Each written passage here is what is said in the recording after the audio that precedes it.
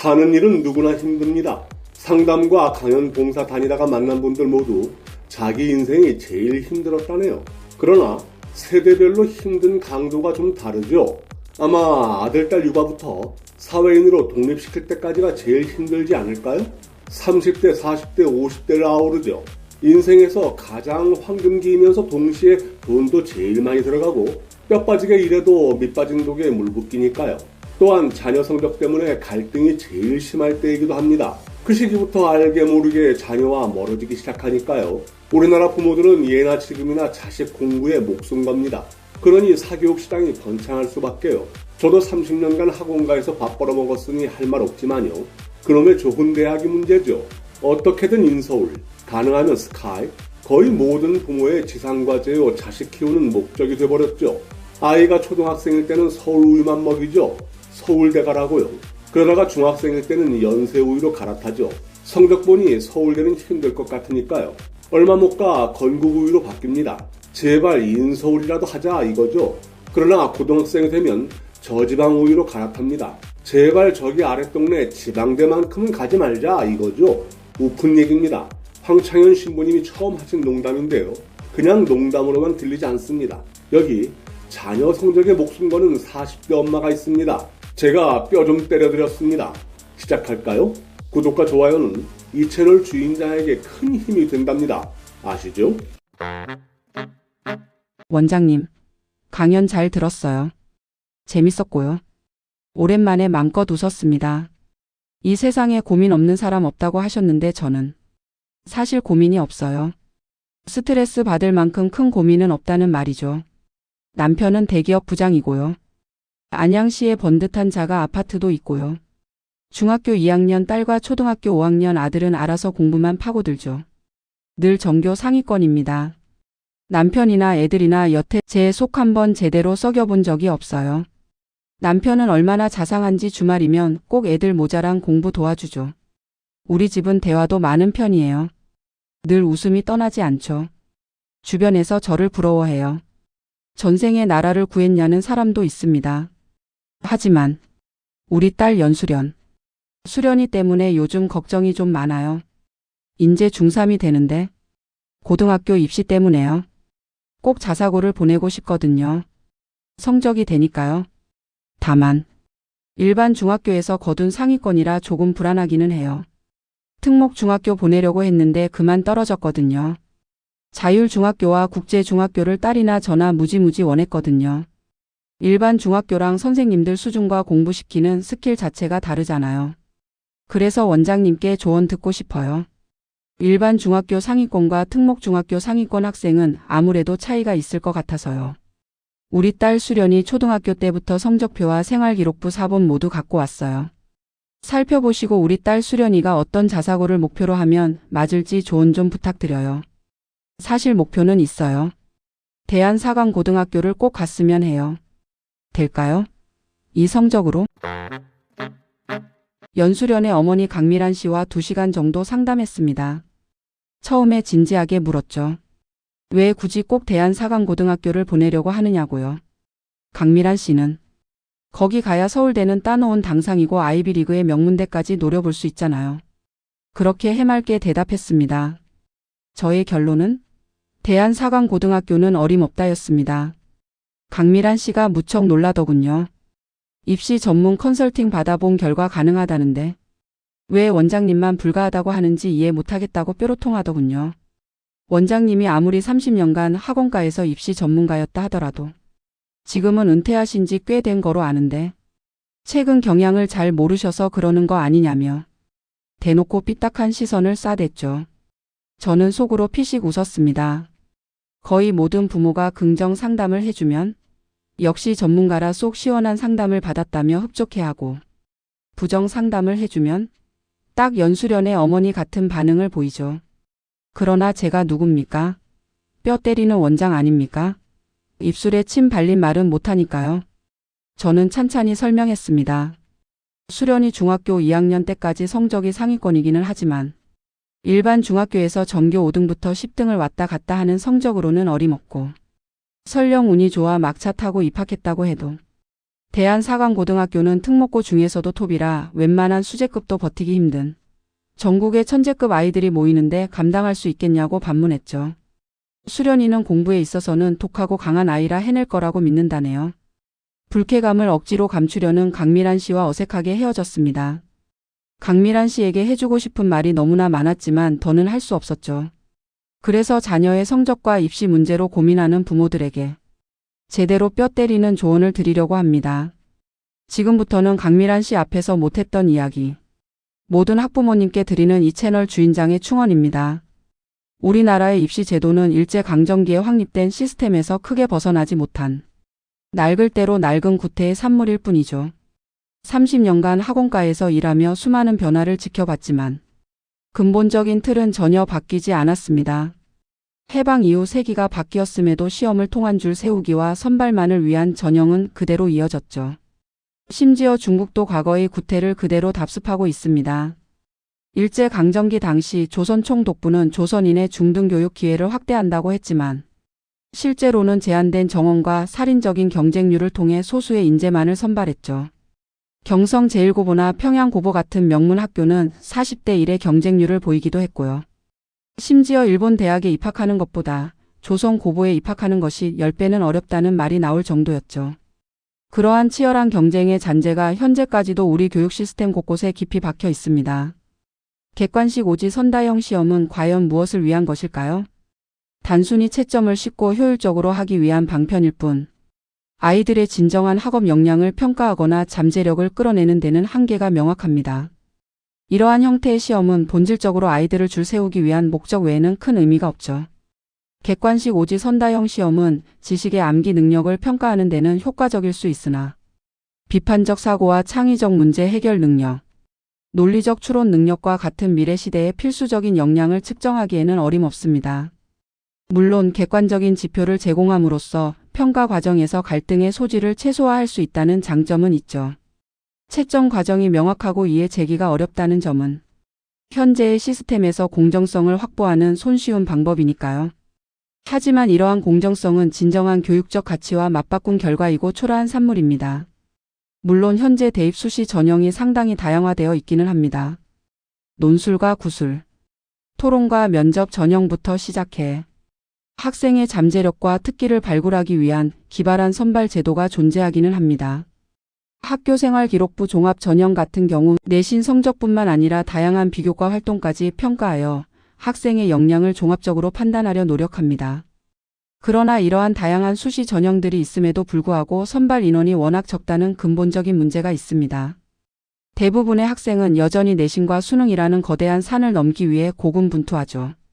결과적으로 수시 전형의 다양화는 내신과 수능에 집중해온 대다수 학생에게 또 다른 부담이자 입시 스펙을 쌓기 위한 또 다른 형태의 사교육 시장만 확대되는 결과를 낳았을 뿐이죠.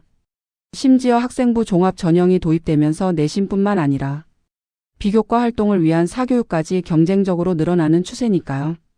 다시 말해 현재의 중학교와 고등학교 교육은 오직 대학 입시를 통과하기 위한 과정으로 전락해버렸다는 사실입니다. 아이들이 교실에서 보내는 수많은 시간은 단순히 대학이라는 다음 관문으로 넘어가기 위한 준비 과정일 뿐이죠. 학생의 인성 즉 바른 가치관과 공동체 의식을 함양하거나 무한한 상상력과 창의적인 사고력을 키워주고 복잡한 문제를 해결하기 위한 추리력과 논리력을 길러주는 데는 우리 교육 제도가 명확한 한계를 드러내고 있으니까요.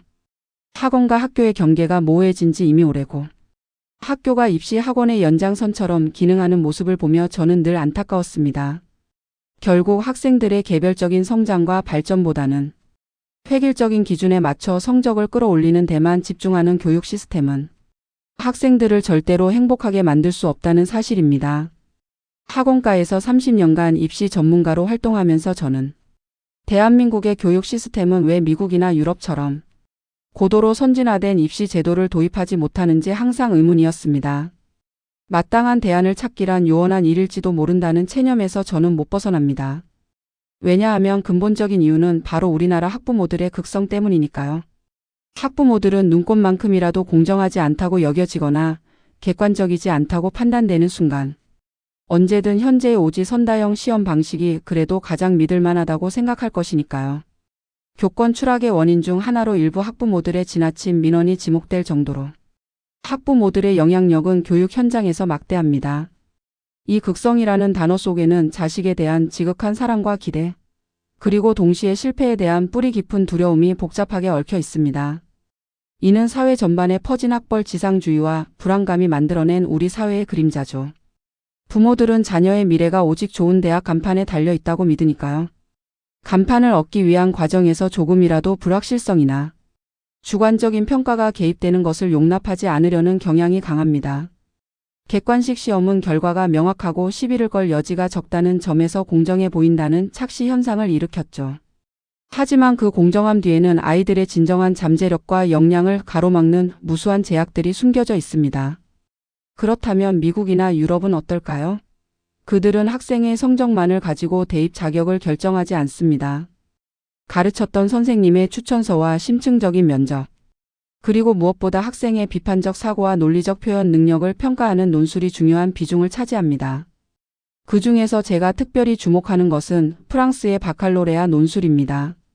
바칼로레아는 단순한 시험을 넘어 프랑스 교육 철학의 정수를 보여주는 상징입니다.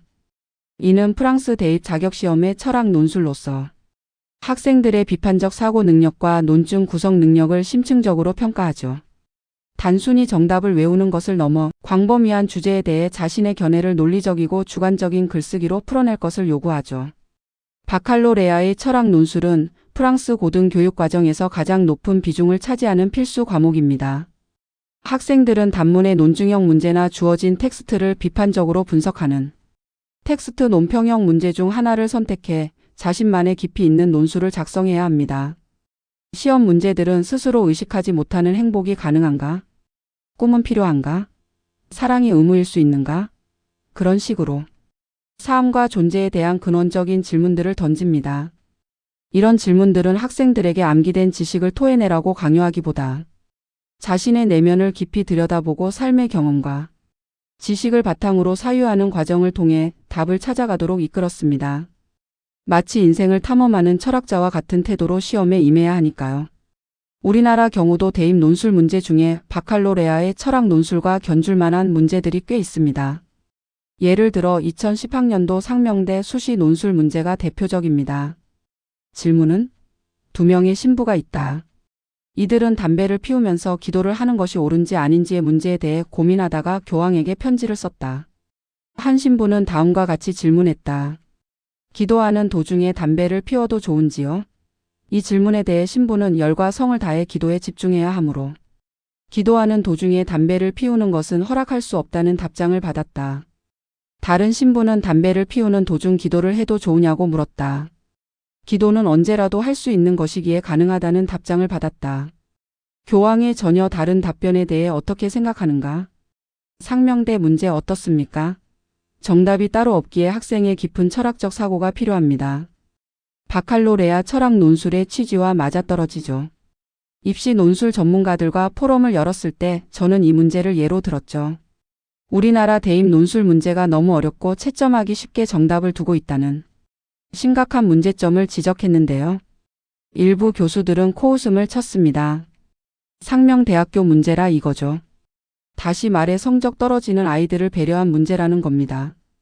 저는 기가 막혔습니다. 현직 대학 교수가 논술 문제 출제위원이라는 사람이 학부모들과 똑같이 구태에 젖어 있었으니까요. 30년간 입시 전문가로 논술 강사로 활동한 저는 항상 저런 벽에 부딪혔습니다. 상위권 대학일수록 논술 문제를 오지 선다형이 아닐 뿐 정답을 요구하는 시기였으니까요. 그건 논술이 아닙니다. 잘라서 말하지만 현재 우리나라 대입 논술은 논술이 아니라 오지 선다형을 변형시킨 눈 가리고 아웅하는 편법일 뿐입니다. 바칼로레아 철학 논술은 총 4시간 동안 진행됩니다. 수험생들은 주어진 3가지 주제 중에서 하나를 선택해 논문 형식으로 자기 생각을 정리해야 합니다. 이러한 방식은 학생들에게 충분한 사고의 시간과 깊이 있는 탐구의 기회를 제공하죠. 또한 바칼로레아는 절대평가 방식으로 운영되는데요. 총점에서 50% 이상만 득점하면 국공립대학에 입학할 수 있는 자격이 주어집니다. 이는 학생들 간의 상대적인 등수 경쟁에 매몰되기보다는 각 개인이 일정 수준 이상의 학업 역량을 갖추었는지를 판단하는 데 주력하는 방식입니다. 현재 대한민국의 수능 시험은 상대평가 시스템에 묶여 극심한 경쟁을 야기하고 있죠. 절대 평가로의 전환 요구가 최근 들어 더욱 거세게 일고 있다는 점은 시사하는 바가 큽니다. 바칼로레아 철학 논술에서 특히 주목할 만한 점은 공정성 확보 방안입니다. 문제 출제는 현직 교사들이 담당하고요. 답안지에는 학생의 인적사항을 일절 적지 못하게 합니다. 채점 과정에서의 불필요한 편견과 개입을 원천적으로 차단하는 거죠. 오직 순수한 답안의 내용으로만 평가를 받는 시스템입니다. 이러한 방식은 프랑스 사회에서 바칼로레아 철학 논술이 프랑스 지성을 가늠하는 잣대로 인식될 만큼 큰 신뢰를 얻게 되는 밑바탕이 되었습니다. 해마다 바칼로레아 문제가 공개되면 정치인들이 TV에 나와 자신의 답안을 발표하기도 하고 학자들과 시민들이 강당에 모여 열띤 토론을 벌이는 등 국민적 관심사가 될 만큼 그 중요성은 막대합니다. 1808년 나폴레옹에 의해 시작돼 약 200년에 가까운 유구한 역사를 자랑하는 바칼로레아는 단순한 입시 시험을 넘어 한국과의 지적 전통과 문화적 자부심을 형성하는 중요한 제도였던 것입니다. 저는 교육부 입시 담당 고위 공직자들에게 감히 질문합니다. 교육은 백년지대계라고 그토록 떠들면서 왜 대한민국은 아직도 낡은 틀 안에 학생들을 가두고 있습니까? 이 질문에 제대로 답할 수 있는 사람이 과연 교육부에 있을까요? 저는 비록 사교육 덕분에 밥벌이하고 살았지만 30년간 학원에서 수많은 학생과 학부모를 만나고 그들의 고민을 들어주면서 우리 교육이 끊임없이 새로운 패러다임을 요구하는 시대의 흐름을 전혀 따라가지 못하고 있다는 사실을 뼈저리게 느꼈습니다. 여전히 과거의 선발과 줄 세우기라는 목적에 매몰되어 정작 아이들이 미래 사회에서 필요한 역량을 키우는 데는 역부족이라는 한계가 명확하니까요. 낡은 교육 시스템은 마치 거대한 관성과 같아서 변화의 필요성은 모두가 공감하지만 실제 변화를 끌어내는 일은 너무나도 힘든 싸움입니다. 사회 전반에 지나친 교육열과 학벌주의, 그리고 시험의 공정성을 확보해야 한다는 강박이 복합적으로 작용하여 보수적인 교육 시스템을 고착화하고 있으니까요. 입시 제도 변화가 무엇보다 시급한 게 현재 우리는 인공지능의 눈부신 발전으로 4차 산업혁명 시대에 이미 깊숙이 돌입하고 있기 때문입니다. 이러한 급변하는 시대적 요구에 맞춰 교육 제도를 바꾸지 않는다면 대한민국은 점점 더 뒤처지게 될 것이 자명합니다. 불과 10년 전까지만 해도 우리 교육 시스템은 문제가 많아도 각 분야에 필요한 인재를 길러냈습니다. 상명하 복식 문화가 지배하는 3차 산업혁명 시대에는 굳이 창의적인 인재가 필요하지 않았으니까요. 집단 상부에서 하달되는 명령과 지침을 제대로 수행할 인재면 충분했고요. 그러나 시대가 이미 달라졌습니다. 수동적이고 명령대로만 일하는 사람은 더는 필요하지 않죠. 인공지능 시대에는 각기 창의적이고 능동적이며 독보적인 전천후 크리에이터를 필요로 하니까요. 지금은 K컬처니 K팝이니 세계가 열광하니까 마치 우리 문화가 세계를 선도하는 것 같은 착각에 빠져 있지만 허상을 걷어내고 나면 남는 게 없습니다. 따라서 예전부터 선진국이었던 프랑스를 비롯한 유럽과 미국이 인공지능 시대를 선도할 가능성이 매우 높습니다. 그들은 암기에만 능통한 인재가 아니라 전천후 크리에이터를 길러내는 교육을 이미 하고 있으니까요. 다시 말하지만 미래 사회는 단순히 정보를 암기하고 주어진 문제를 효율적으로 해결하는 능력보다는 창의적으로 새로운 문제를 정의하고 복잡한 상황 속에서 비판적인 사고를 통해 해법을 찾아내며 다양한 가치관을 가진 사람들과 협력하고 소통하는 능력이 훨씬 중요합니다. 인공지능이 인간의 지적인 능력을 대체하는 영역이 점차 확대될수록 인간 고유의 역량, 즉 감성과 공감과 윤리의식, 그리고 철학적 사유의 중요성은 더욱 부각될 수밖에 없고요. 프랑스의 바칼로레아 철학 논술이 바로 이러한 AI 시대에 오히려 더욱 주목받는 이유가 여기에 있습니다. 어른보다 냉정하고 차가운 이성적인 AI 기술에 따뜻하고 감성적인 인문학적 사고가 접목되어야만 진정한 미래 인재를 양성할 수 있기 때문이죠. 바칼로레아는 학생들에게 인간이란 무엇인가? 사회는 어떻게 구성되어야 하는가?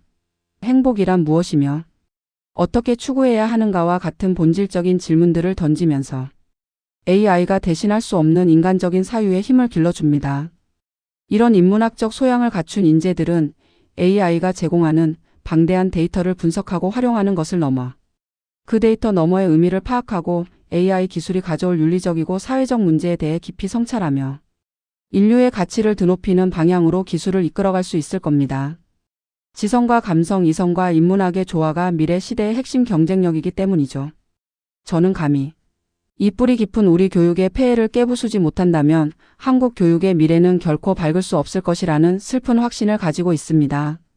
30년간 입시 현장을 지켜보며 학생들이 명문대 간판이라는 허울을 조차 얼마나 많은 것을 희생하고 고통받는지를 누구보다 잘 알았던 까닭입니다.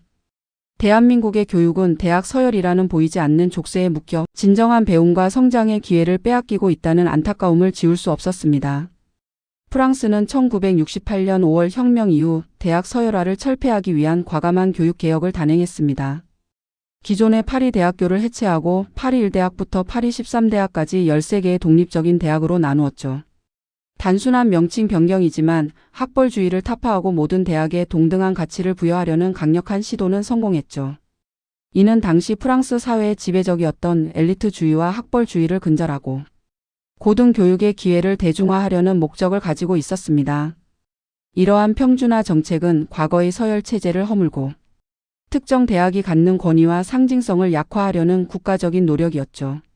물론 최근 들어서는 일부 대학들이 다시 통합하여 국제적인 경쟁력을 강화하려는 움직임도 보이지만 본질적으로는 서열 폐기라는 큰 그림 아래 변화를 시도했던 역사적인 혁명이었죠.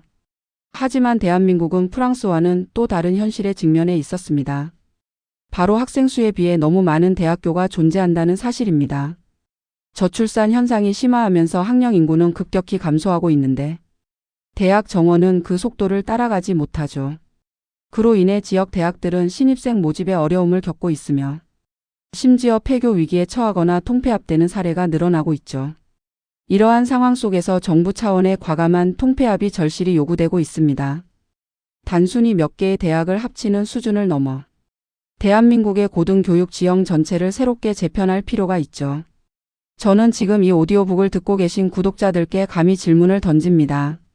만약 서울대학교를 서울 7대학으로 건국대학교를 서울 1대학으로 명칭을 변경한다면 대학의 서열화를 타파할 수 있을까요? 여러분 모두 여기는 프랑스가 아니라고 고개를 흔들 겁니다. 맞아요. 절대로 쉬운 일이 아닐 겁니다. 아니, 명칭을 변경하는 것조차 엄청난 사회적 반발에 부딪힐 겁니다. 프랑스와 달리 한국민의 정서상 이러한 급진적인 변화를 선뜻 받아들이지 못할 테니까요. 한국 사회의 대학 간판에 대한 뿌리 깊은 선망의식은 단순히 이름 그 이상의 가치를 지니고 있기 때문입니다. 대학의 이름은 개인의 사회적 지위와 경제적 성공, 심지어 결혼 상대를 고르는 데까지 막대한 영향을 미치는 사회적 자본으로 기능하고 있죠. 이는 30년간 학원가에서 수많은 학부모의 욕망과 불안을 목격하며 깨달은 진실입니다. 스카이로 대표되는 특정 대학을 졸업하면 그 순간부터 사회의 엘리트 코스를 밟을 것이라는 믿음은 쉽사리 깨지지 않았습니다. 이러한 고정관념은 한 개인의 노력과 능력을 평가하기보다 출신 대학이라는 간판을 먼저 보게 만드는 결과를 낳았죠. 지방대학 출신이라는 이유만으로 뛰어난 인재조차 수도권 명문대 출신에게 차별을 겪는 게 현실입니다.